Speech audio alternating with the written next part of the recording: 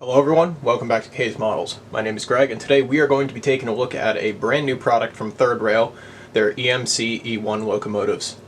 So in this video I'll be going over a little bit of background history, my thoughts on the model, and then we'll be showing it going around the layout. So stick around. To start off, let's go over a little bit of background history on the Santa Fe E1s. So the EMC E1 was a very early passenger diesel-electric locomotive designed by EMC, later would be known as EMD. These engines would be built during 1937 and 1938 and would be, feature a new revelation in passenger diesels with this new shovel nose or sloped nose styling. These engines were delivered in AB sets and were built to haul the main passenger trains of the Santa Fe, most of them, a good chunk of them for the Super Chief, as well as for the shorter streamlined trains. Santa Fe would receive 8 of these sets, ranging in road numbers from 2 to 9. The A and B units would have the same number. They would just receive a letter designation, as was practice on the Santa Fe. Number 7, which is the one we have in front of us, was originally assigned to the San Diegan. As E3, E6, and E8 sets would be delivered, the E1s would be bumped down in service over time, in 1947 especially being pulled from all transcontinental service, and would then be put on other services where grades were not as severe, since that's where these engines tended to struggle a bit. Later on, they would be rebuilt into the E8M designation, where they would receive new prime movers, as the original 201A prime movers that these were delivered with turned out to be pretty unreliable compared to other releases. By 1971, all of the E1s and E8Ms were sold from Santa Fe and would be scrapped shortly after. None of these survived into preservation. The closest surviving example of an engine today would probably be the Baltimore and Ohio EMC-EA, which, while it's technically a different engine, is very similar mechanically and stylistically. Over the course of their lives, besides the E8M rebuild, they also would receive a lot of cosmetic changes. The biggest change would probably be the paint of the red in the war bonnet scheme. This has been quite a bit of debate, which I'll go into later on when I go over the features of the model. These engines supposedly were delivered in a light, almost orangish red. I'll put up a picture on screen now of a Broadway Limited E1, which is in this as-delivered scheme. The one that we have here in front is supposed to represent the later scheme, which has a red more similar to what would be found and much more recognizable on the Santa Fe war bonnet scheme. Alright, now let's go into the model. So these models were recently delivered this year, 2022, and were also released alongside the B&O EA sets. These were only sold in AB sets. You could not get individual engines. And for Santa Fe, you could get either early or late, and this would have a paint color difference as mentioned previously, and also detail differences.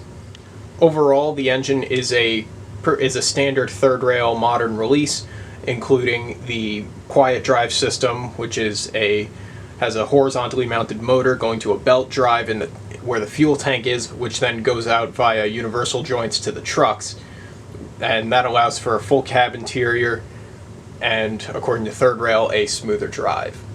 Other features include plating on the side of the engine, LED lighting throughout, Rail Sounds 5 and TMCC. For 3-rail, knuckle couplers with KD mounts if you wish, separately applied grab irons all around, optional air hoses to attach onto the ends of the engines. I put mine on this engine, as well as fixed pilots. Now on this model, as I mentioned before, this is representing the later version of the E1, and the differences to distinguish it include the darker red paint, the operating roof hatches, 2 Leslie Typhon single chime horns facing in opposite directions, roof-mounted bell just behind the horns, stainless steel all around, silver window frames, as well as removed number boards. Just like on the prototype, these hatches on the roof are able to be opened. However, on the model itself, though, I've discovered that it can be a bit iffy. So like this one works really well and it stays up when you prop it up. but the other side, if you can just see it, it doesn't stay up. And also, I'm not the biggest fan of like manipulating these, as I'm always afraid I'm gonna maybe chip this paint, and I am not about to spend, you know, hours trying to match paint to that red, which that won't be a fun task. Throughout the engine, you can see these hatches on each engine. There are 6 of them. That one doesn't go down. Also here on the roof, you can see the recessed exhaust manifolds with the grates here. Pretty sure these are brass grates. The rest of the engine body is ABS plastic. Also, as you look towards the rear of the engine where the steam generator details are, this is where you'll find your run program switches, as well as the Odyssey switches and the volume potentiometer. Also under here is where you'll find the port for the 9-volt battery, which can be found on all 3-rail engines with TMCC and even legacy engines. But I really like how it's under an accessible port here, because I personally am not the biggest fan of those batteries, because I don't have a consistent schedule of running my engines. There can be parts of time where an engine can sit on a shelf for maybe a couple years and I just don't get around to running it. And the last thing I need is a 9-volt battery leaking on top of into a $700 engine. That wouldn't be a fun way. That wouldn't be a fun cleanup.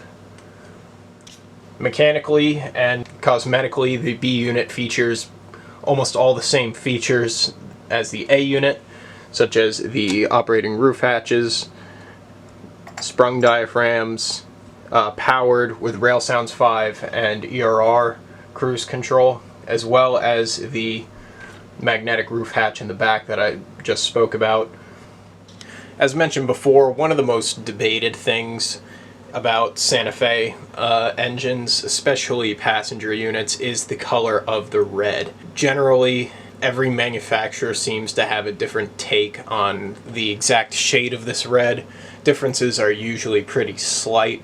Just for comparison's sake, this is on the right a 3rd rail E6, which was delivered last year in 2021. Compared to the E1, I've noticed that the lighting here isn't the best. The E1 is slightly darker than the E6s.